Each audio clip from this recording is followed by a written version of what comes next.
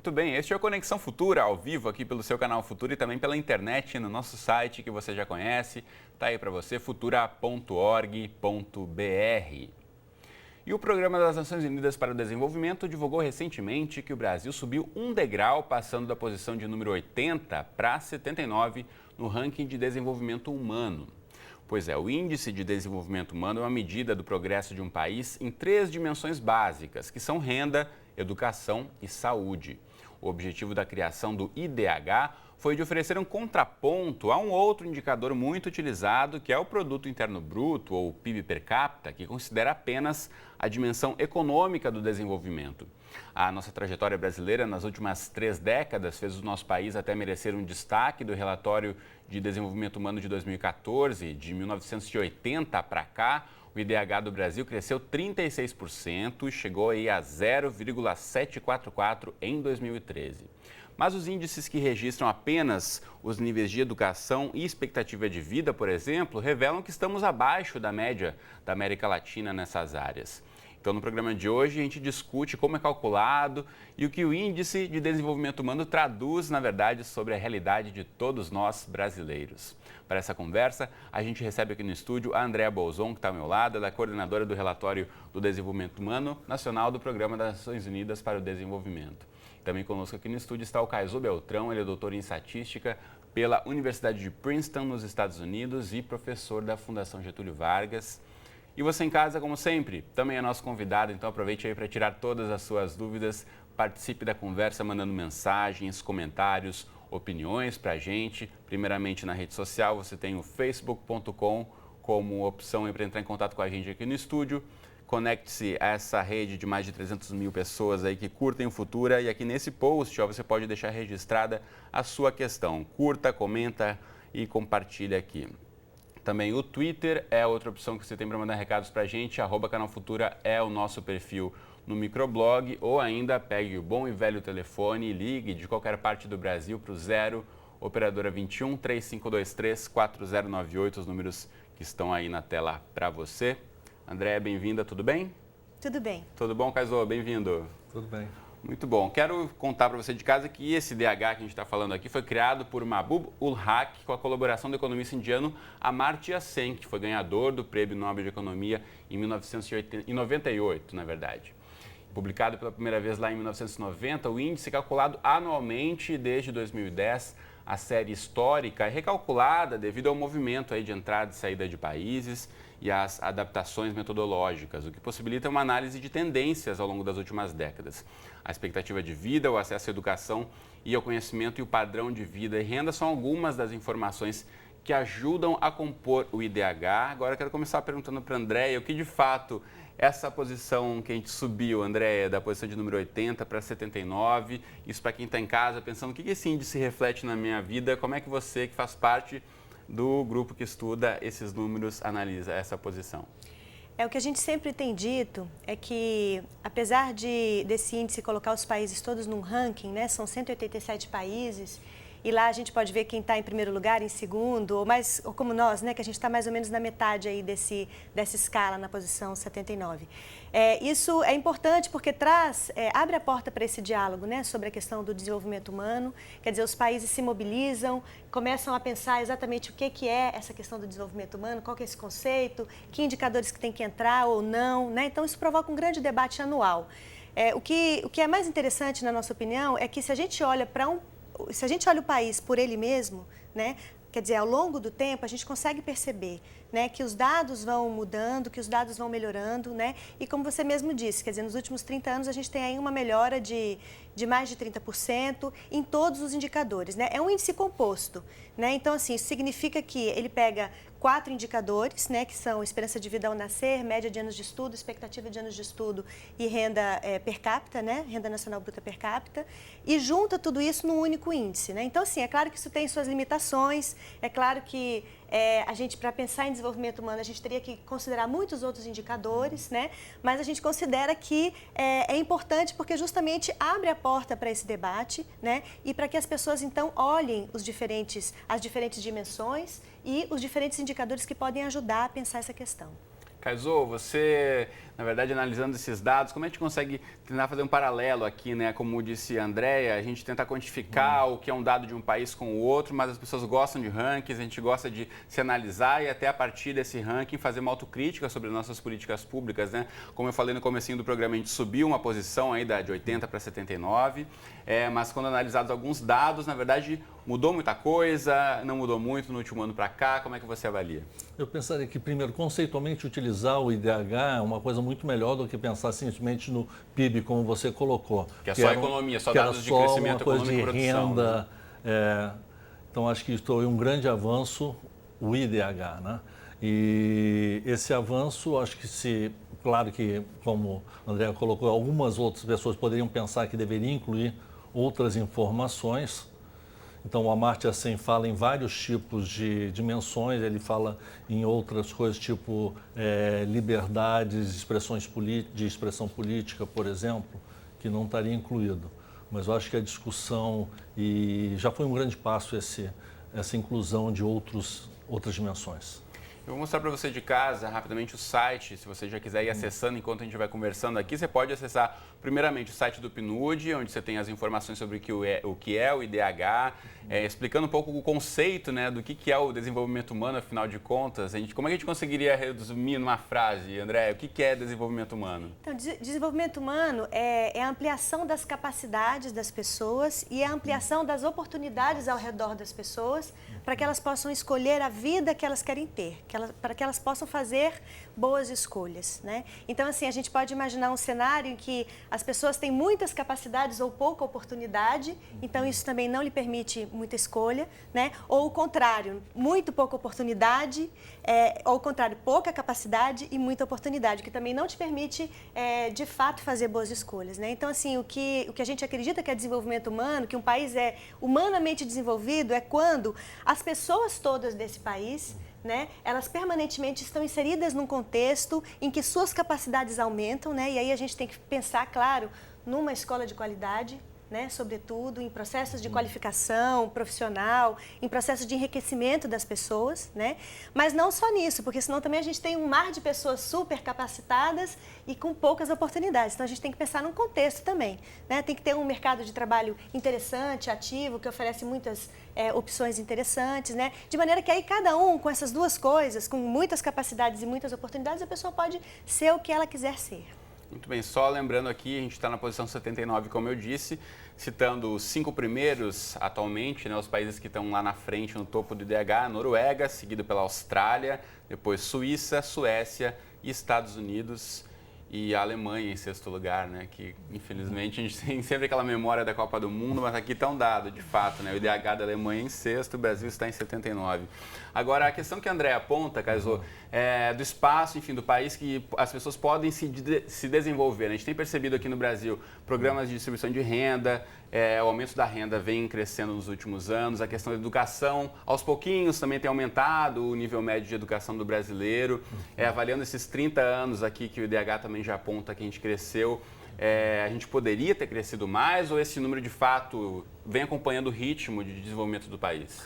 Eu diria que eu acho que quando você está pensando no ranking, você melhorar no ranking significa que você cresceu mais rápido que os outros. Então isso já é uma coisa positiva. Então nós estamos crescendo de alguma forma mais rapidamente do que a média dos outros países. E o que eu acho mais importante que seria um determinante das outras liberdades, estaria ligado à educação. Eu acho que isso nós tivemos bastante avanço, apesar que nesse último intervalo foi o que apareceu com menos importância. De fato, a gente está abaixo da América Latina no nível educação, por exemplo, né, André? Que seria talvez um ponto crítico a ser analisado.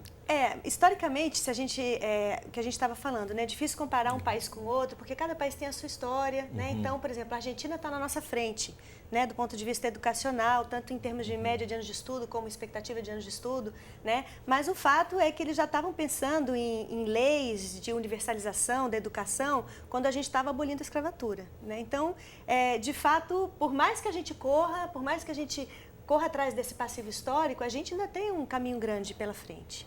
Muito bem, tem várias perguntas chegando já pra gente. O pessoal de casa quer tirar as dúvidas sobre IDH. Você de casa pode e deve, se não mandou ainda, mande seu recado pelo Facebook, pelo Twitter ou pelo telefone. Quero começar aqui fazendo a pergunta do Missinho, que é usuário no Twitter, se identifica como Missinho, então valeu aí pela participação. Pergunta que exemplos práticos de países como Noruega e Austrália justificam as suas lideranças no IDH, e aí ele pergunta se qual a dificuldade que a gente teria aí de copiar alguns exemplos, bons exemplos. Então, quais os principais números que levam Noruega e Austrália a estarem lá na ponta do ranking, Andréia? Acho que as 3 dimensões, né? Eles têm bons subíndices de educação, de saúde e de renda. E isso provavelmente está muito relacionado também com os serviços públicos universais, gratuitos, tanto na área da saúde como na educação, que esses países conseguiram implementar, né? De novo, é uma coisa que vem de longe, né? Quer dizer, desde a implementação do Estado de Bem-Estar Social, que esses países vêm trabalhando nessa perspectiva, né? A nossa história, nesse sentido, é uma história mais recente, né? Com a implementação do SUS, com todo o processo de colocar todas as crianças dentro da escola. Agora a gente tem o desafio da qualidade, né? Mas certamente a nossa história é mais recente, então não tem como a gente estar liderando esse ranking, né? E acho que parte da demanda também, você tendo uma maior educação, você consegue pleitear mais os seus direitos, né? Claro. Então, a partir desse momento que as pessoas têm aí um maior nível de educação, vão cobrar mais os seus direitos, e aí, de certa forma, isso puxaria o nosso IDH para frente nas próximas gerações? Possivelmente, possivelmente. Esperamos que sim, né? Exatamente. Deixa eu mostrar aqui para você de casa um outro site, que é o Atlas Brasil, que você pode acessar também, que é um site também ligado ao PNUD. Na verdade, foi uma intenção aqui de tentar traduzir e adaptar para o Brasil, né, André? Os dados do IDH. E a gente sabe da importância aqui. Então, vida longa e saudável, acesso ao conhecimento e padrão de vida são os índices da metodologia apontada aqui nessa página que eu estou mostrando para você de casa, porque o IDH no Brasil ele foi adaptado também aos municípios, já que a gente tem um país tão grande, aí, com mais de 5.500 municípios. É uma forma também não de fazer um ranking por um ranking, mas de conseguir identificar as diferentes realidades do país, né, Andréa? Exatamente. Enfim, quando o IDH foi lançado, isso provocou um debate em muitos países, né? O Brasil é um país que produz uma quantidade enorme de dados interessantes, confiáveis, né? O IBGE é a nossa instituição heróica que produz tanta coisa, né? O tempo inteiro para nós.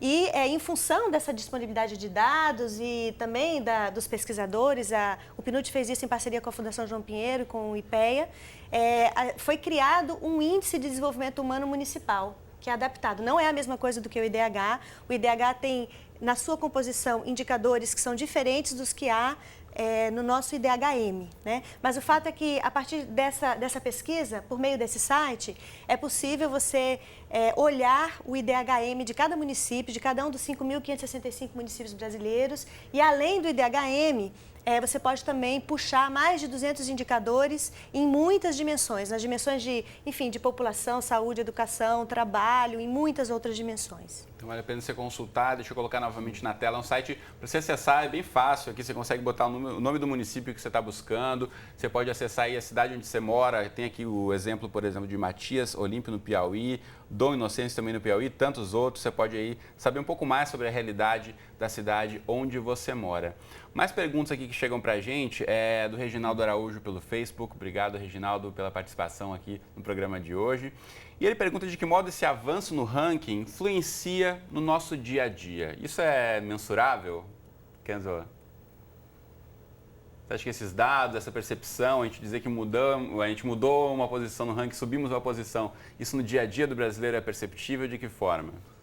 Eu acho que você não vai conseguir perceber isso assim diretamente, mas eu acho, assim você não é difícil pensar que são pequenas mudanças, porque isso não são grandes saltos. Nós estamos falando de estar vivendo mais, estar mais educado, estar com renda melhor. Então, como não aparecem essas mudanças em saltos, acho que fica muito difícil a gente perceber, a não ser que compare com períodos mais antigos, né? Tipo, de um ano para o outro é difícil você perceber no dia a dia. Porque são coisas muito estruturais, né? Quer dizer, uma mudança na expectativa de vida das pessoas, na expectativa de anos de estudo, é uma coisa muito estrutural que você vê uma diferença grande quando você olha uma série histórica maior, né?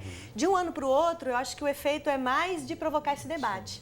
né, de oportunizar que a gente venha aqui e fale sobre desenvolvimento humano e que as pessoas, acho que isso tem uma conexão muito grande também com uma coisa muito cultural nossa, que é o desejo de estar melhor, né, a capacidade de sonhar, né, de se imaginar num país melhor do que o país que a gente vive, né? É uma característica muito forte do brasileiro. Eu acho, né? A gente tem essa coisa muito no sangue de que o Brasil é o país do futuro, né? E de que a gente vai estar melhor em pouco tempo. Então, assim, eu acho que mexe com a gente, né? Mexe com as pessoas. Quando a gente se vê num ranking, se cresceu ou se diminuiu, né? E nos faz, de novo, revive na gente, né? Essa coisa do sonho, né? Do sonho da gente ficar imaginando o que tem que melhorar, o que tem que ser feito, de quem é a responsabilidade, né?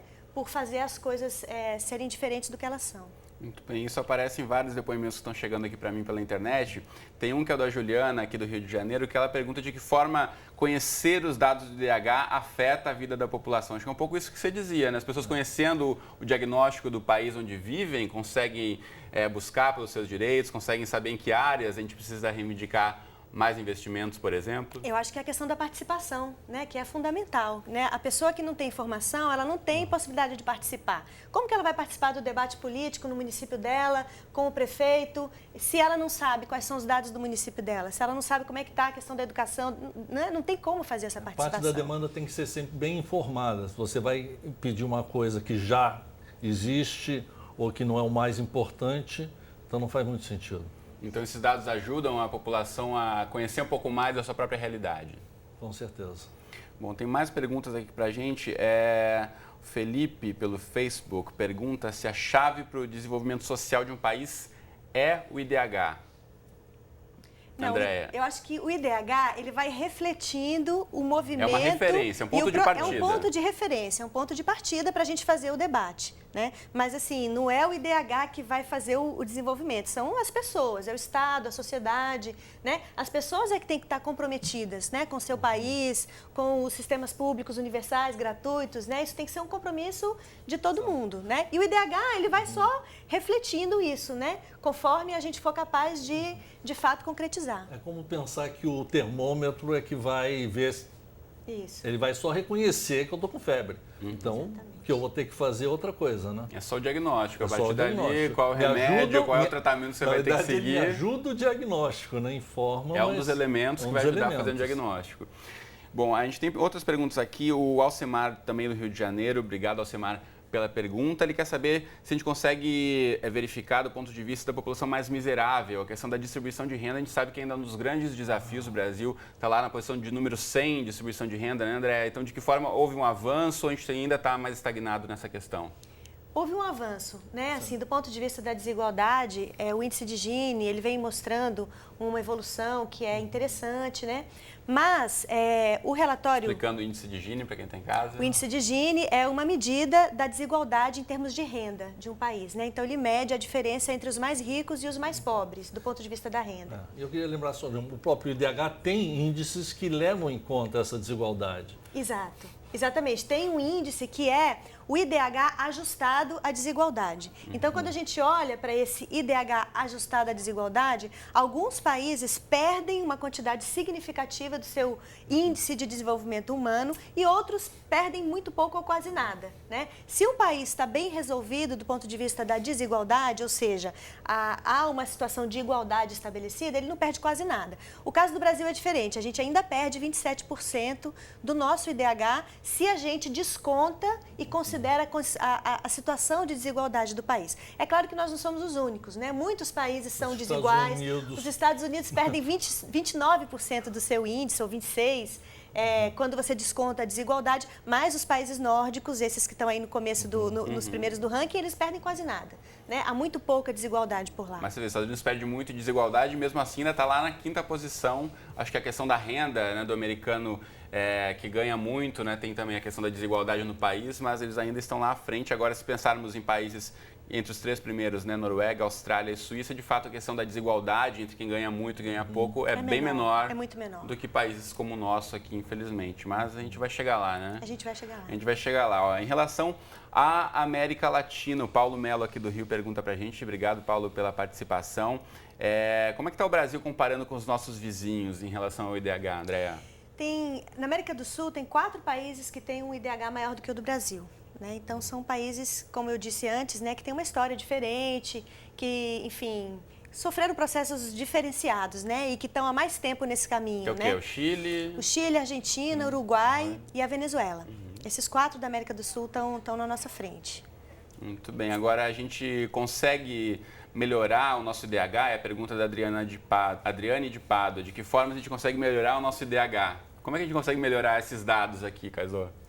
Eu acho que parte, como o André falou, é em cima de melhoria de serviços, né? Então, você oferecendo mais educação, mais saúde, mais empregos, então isso deveria aumentar o nosso IDH. Muito bem, a gente tem aqui várias outras perguntas, mas já estamos chegando no finzinho do programa. Eu vou mostrar de novo para você os sites que você pode ter todas as informações sobre o IDH, que fico muito satisfeito com a participação de muita gente tirando as dúvidas. De fato, a gente quer saber como é que a gente pode melhorar os serviços no país, conhecer um pouco mais o diagnóstico do país onde a gente vive.